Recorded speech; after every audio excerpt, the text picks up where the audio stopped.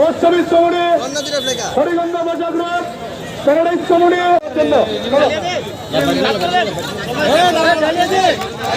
আপনারা দেখেছেন গতকালকে দেখেছি আমাদের শিক্ষিত শিশুরা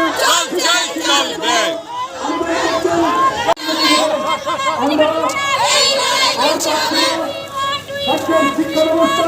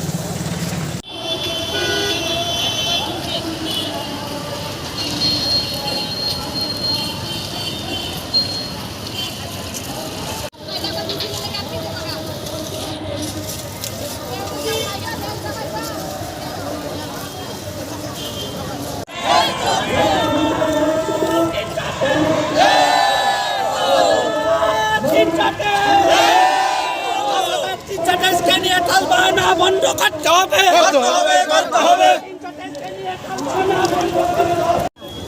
আজকে মূলত আমরা জয়েন্ট মুভমেন্ট কমিটি 10,323-এর প্ল্যাটফর্মের পক্ষ থেকে আজকে আমরা আমাদের যিনি শিক্ষা অধিকর্তা আছেন মাননীয়া, ওনার কাছে আমরা কিছু ক্লিয়ারিফিকেশন চাইব। কেন আমাদেরকে টার্মিনেশন করেছেন? আজকে অবধি আমরা টার্মিনেশন পাইনি। আমাদের যে জব কার্ডটা, এমপ্লয়মেন্ট কার্ডটা ওনারা সিজ করে রেখেছেন। আমরা কোনো ধরনের ইন্টারভিউতে ফেস করতে পারছি না। আমরা 112 জন সহযোদ্ধাকে হারিয়েছি। আমাদেরকে অতি শীঘ্রই স্কুলমুখী করতে হবে ইত্যাদি বিষয় নিয়ে আজকে আমরা মাননীয় যিনি অধ্যক্ষ আছেন, ডাইরেক্টর মহোদয় আছেন, ওনার সঙ্গে আমরা মিলিত হব। যদি আমরা কোনো সদুত্তর না পাই তাহলে আমরা আগামী দিন এই জয়েন্ট মুভমেন্ট কমিটি গোটা রাজ্য জুড়ে আমরা বৃহত্তর থেকে বৃহত্তর আন্দোলনে ঝাঁপিয়ে পড়ব। আমরা প্রথম দাবি রেখেছি আমাদের এমপ্লয়মেন্ট কার্ডটা আমাদেরকে অতি শীঘ্রই দিতে হবে। এই এমপ্লয়মেন্ট কার্ডটা সিজ করে রেখেছে, যার জন্য আমাদের শিক্ষক শিক্ষিকারা আজকে 20 মাস ধরে বেতন নেই। আপনারা জানেন পরিবারগুলো ভীষণ আর্থিক সংকটের মধ্যে দিয়ে দিন অতিবাহিত হচ্ছে। শত শত শিক্ষক শিক্ষিকা বাড়িতে শয্যাশায়ী অবস্থা আছেন, ভালো ট্রিটমেন্ট করতে পারছেন না, বিনা পয়সার দরুন। তাই আমরা চাই দপ্তর আমাদেরকে আবার স্কুলমুখী করুক। এখন অবধি আপনারা জানেন ইউডাইস কোড আমাদের চালু আছে, আমাদের স্যালারি আসছে, তারা আমাদেরকে গোপন করে রেখেছেন। আরেকটা বিষয়, রাজ্যের মাননীয় মুখ্যমন্ত্রী বলেছিলেন 6 মাসের মধ্যে তদন্ত কমিশনের রিপোর্ট গঠন করে তদন্ত কমিশনের রিপোর্ট প্রকাশ করা। আমরা লক্ষ্য করছি 1.5 বছর হয়েছে, তদন্ত কমিশনের রিপোর্ট এসছে। এরকম কি আছে সেটা এখনো গোপন রেখেছে সরকার এবং আমাদের দপ্তর। এই তদন্ত কমিশনের রিপোর্ট অতি শীঘ্রই জনসমক্ষে প্রকাশ করা হোক। আমরা জানি তদন্ত কমিশনের রিপোর্ট পজিটিভ আসছে, কারণ আমাদের চাকরি অবৈধভাবে হয় না। তদন্ত কমিশনের রিপোর্ট সঠিক দিয়েছেন শিক্ষা দপ্তর, শিক্ষামন্ত্রী সেটাকে গোপন করে রেখেছে, এখন অবধি প্রকাশ করছে না।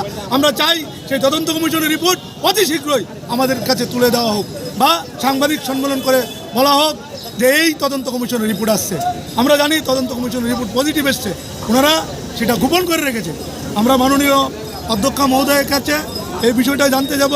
যারা প্রয়াত হয়েছেন তাদের পরিবারের একটি করে সরকারি চাকরি, আর আমাদেরকে ডিসেম্বর মাসের মধ্যে স্কুলমুখী করতে হবে। ধন্যবাদ। কোনো ধরনের সঠিক পাইনি, কিন্তু আজকের ডেপুটেশনটা একটু ব্যতিক্রম। আমরা আমাদের যে দাবিগুলা, সেই দাবিগুলার ক্ল্যারিফিকেশন চাইবো। যতক্ষণ অবধি না হয় ততক্ষণ অবধি আমরা ম্যাডামের সঙ্গে আলোচনা থাকবো। পরবর্তী সময় সিদ্ধান্ত করে আমরা আন্দোলন আরও বৃহৎ থেকে বৃহত্তর নিয়ে যাবো। কিরকম হতে পারে বৃহত্তর আন্দোলনটা? জাতীয় সড়ক অবরোধ হতে পারে, রেল অবরোধ হতে পারে, হাঙ্গার স্ট্রাইক হতে পারে, আমরণ অনশন হতে পারে। এটা আমরা জয়েন্ট মুভমেন্ট কমিটি পরে বসে সিদ্ধান্ত নিই। আমাদের জয়েন্ট মুভমেন্ট কমিটি এবং আমরা 10,323 সংগঠনের যৌথ উদ্যোগে আজকের এই ডেপুটেশন কর্মসূচি আমরা রবীন্দ্র ভবনে সারা রাজ্যে যে 10,323 শিক্ষক শিক্ষিকারা এখানে জমায়েত হয়ে আমরা মিছিল করে শিক্ষা দপ্তরে শিক্ষা অধিকর্তার সঙ্গে ডেপুটেশনে মিলিত হব। আমাদের দাবি এই সময়ে আজকে সরকার প্রতিষ্ঠিত হয়েছে 4 বছর চলছে। এই 4 বছরে সরকার বারবার কিন্তু আমাদেরকে কথা দিয়েছিল যে আমাদের স্থায়ী ব্যবস্থা করবে। সরকার প্রধান কথা দিয়েছিল, কিন্তু আমাদের কোনো সুরাহা হয়নি। সরকার প্রধান কথা দিয়েছিল যে আমাদের যারা চাকরি থাকাকালীন সময়ে লোন নিয়েছিল সেই লোনের কিন্তু এখনো ব্যবস্থা করেনি। সরকারের প্রধান বলেছিলেন যে ব্যাংক অধিকর্তার সঙ্গে কর্মকর্তার সঙ্গে কথা বলে এটা আমাদের সুরাহা করে দেবেন, যতক্ষণ স্থায়ী ব্যবস্থা না হচ্ছে চাকরি ততক্ষণ। কিন্তু সুরাহা তো হয়নি। আজকে আমাদের চাকরিচ্যুতি 20 মাস চলছে। আমরা যেই 10,323 পরিবারগুলো একদম অন্ধকারে আছে, খাবার জুটছে না, রোজগার নেই, বাচ্চাদের পড়াশোনা তো লাটে উঠেছে। এর মধ্যে ম্যাক্সিমাম শিক্ষক শিক্ষিকা টেনশনে হতাশায় অসুস্থ হয়ে পড়ছেন, চিকিৎসা করানোর পয়সা নেই। ফলে সরকার একটা বধির বলবো, মানে মুখ বধির সরকার বলবো। তারা প্রতিশ্রুতি দিয়ে ক্ষমতা এসছে, ক্ষমতা আসার পর আমরা বারবার মিলিত হয়েছি সরকার প্রধান আধিকারিকের কাছে, শিক্ষা আধিকারিকের কাছে, কিন্তু তারা বারবার কিন্তু আমাদেরকে বলেছিলেন যে আমাদের একটা স্থায়ী ব্যবস্থা করবেন, এবং এখন পর্যন্ত ওনারা ওনাদের প্রতিশ্রুতি রক্ষা করেননি। আর মাত্র 13 মাস বিধানসভা ইলেকশন, সেই ক্ষেত্রে সরকারের এখনো কোনো হেলদোল নেই, একদম চুপ করে অনড় ওনারা বসে আছেন। আমাদের শিক্ষকরা হতাশায় নিমজ্জিত হয়ে মানে অন্ধকারে, মানে অর্থাভাবে মানসিকভাবে বিপর্যস্ত, কেউ আত্মহত্যা করেছেন, কেউ হার্ট অ্যাটাকে মারা গেছেন, কেউ অসুস্থ হয়ে মারা গেছেন। ফল কি হয়েছে? আমাদের 112 জন এখন পর্যন্ত মারা গেছেন। এই শিক্ষক পরিবারগুলোর দায়িত্ব কে নেবে? সরকারের এবং প্রতিশ্রুতি খেলাপ, এবং আমাদের যেই স্থায়ী ব্যবস্থা করার কথা ছিল এখন পর্যন্ত করেননি। সেই কারণে কিন্তু এটার ফল কিন্তু 112 জন শিক্ষক শিক্ষিকাদের আমরা হারিয়েছি, এবং এই 112টা পরিবার অনাথ হয়ে গেছে। আমাদের দাবি যে সরকার অতি সত্বর এই 112 জন মৃত শিক্ষক পরিবারের ব্যবস্থা করবে, তারা এই পরিবারগুলোর দায়িত্ব নেবেন, এবং আমরা যারা জীবিত আছি, যারা 10,323 শিক্ষকরা এখন অন্ধকারে আছি, অনাহারে অর্থাভাবে আমরা দিনগুলো কাটাচ্ছি, প্রতিদিন অনিশ্চয়তার মধ্যে কাটাচ্ছি। আমাদের ভবিষ্যৎ, আমরা চাকরি করেছি 10 বছর 7 বছর, আমাদের ভবিষ্যৎ কাটাচ্ছি, প্রতিদিন অনিশ্চয়তার মধ্যে কাটাচ্ছি। আমাদের ভবিষ্যৎ, আমরা চাকরি করেছি 10 বছর 7 বছর, আমাদের ভবিষ্যৎ অন্ধকারে চলে গেছে। আমাদের শিক্ষকরা তাদের বাচ্চাদের নিয়ে, মা বাবা নিয়ে, পরিবার পরিজনদের নিয়ে একদম মানে হতাশায় এবং সংকটের মধ্যে আছেন। ফলে রাজ্য সরকার আমাদেরকে প্রতিশ্রুতি দিয়েছেন, রাজ্য সরকার প্রধান আমাদেরকে বলেছেন 2-1 মাসের মধ্যে চাকরির ব্যবস্থা করবেন, লোনের বিষয়টা দেখবেন, এখন পর্যন্ত কোনো সুরাহা করেননি। সেই জন্য আমরা আবারও 13 মাস আগে ইলেকশনের বাকি, ওনারা প্রতিশ্রুতি দিয়ে প্রতিশ্রুতি থেকে পাল্টে গেছেন। আমরা বলছি যে সরকার প্রধান, আপনি রাজ্যের অভিভাবক, 40 লক্ষ জনগণের অভিভাবক, 40 লক্ষর মধ্যে আমরা 10,000 যারা আছি শিক্ষকরা, চাকরিচ্যুত শিক্ষকরা, আমাদেরও অভিভাবক। আপনাদের কাছে এখনো বলবো যে সময় আছে, আপনারা এখনো আমাদের স্থায়ী চাকরির ব্যবস্থা করুন। আপনার যে প্রতিশ্রুতি দিয়েছিলেন নিজের মুখ দিয়ে, রাজ্যের একজন সরকার প্রধান মুখ্যমন্ত্রী মহাশয়, আপনি আপনার প্রতিশ্রুতি পালন করুন, আমাদের স্থায়ী চাকরির ব্যবস্থা করুন, এবং 112 জন শিক্ষক যে এখন পর্যন্ত প্রয়াত হয়েছেন তাদের পরিবারের ডাইন হার্নেসে একটি করে চাকরি দিন। এইগুলো হচ্ছে মূলত আমাদের দুটো দাবি। আরেকটা দাবি হচ্ছে আমাদের শিক্ষকদের উপর প্রচণ্ড লাঞ্ছনা করা হচ্ছে ব্যাংক কর্তৃপক্ষের পক্ষ থেকে। তারা বাড়িতে গিয়ে হুজ্জুতি করছে। চাকরি থাকাকালীন সময়ে আমাদের শিক্ষকরা স্যালারি সার্টিফিকেট দেখিয়ে লোন নিয়েছিল, সরকার প্রধান বলেছিলেন যে আমাদের লোনের ব্যবস্থা করবেন, কথা বলবেন যতক্ষণ স্থায়ী ব্যবস্থা না হবে।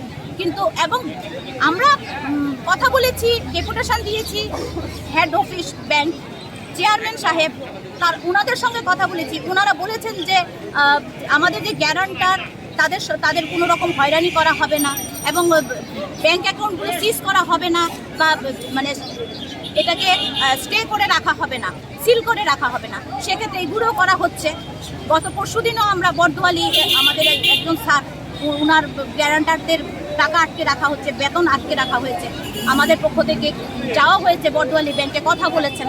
সেক্ষেত্রে আমরা বলবো সরকার প্রধান, আপনি সরকারের প্রধান, আপনি রাজ্যের অভিভাবক, আপনার এখনো সময় আছে 13 মাস, আর মাত্র ইলেকশন। বারবার প্রতিশ্রুতি দিয়ে পাল্টে খাওয়া, আবার চাকরি, আবার সরকারে আমরা চাকরি দেবো, প্রতিশ্রুতি আমরা বিশ্বাস করবো না। আপনারা অতি সত্বর আমাদের স্থায়ী চাকরির ব্যবস্থা করুন। 1-2 মাসের মধ্যে আপনারা ব্যবস্থা করুন, আমাদের মৃত পরিবারের ব্যবস্থা করুন। এই দাবিগুলো মূলত নিয়ে আমরা আজকে শিক্ষা আধিকারিকের কাছে, শিক্ষা অধিকর্তার কাছে আমরা এই প্রশ্নে যাবো। জয়নুমুখী কমিটি এবং আমরা 2023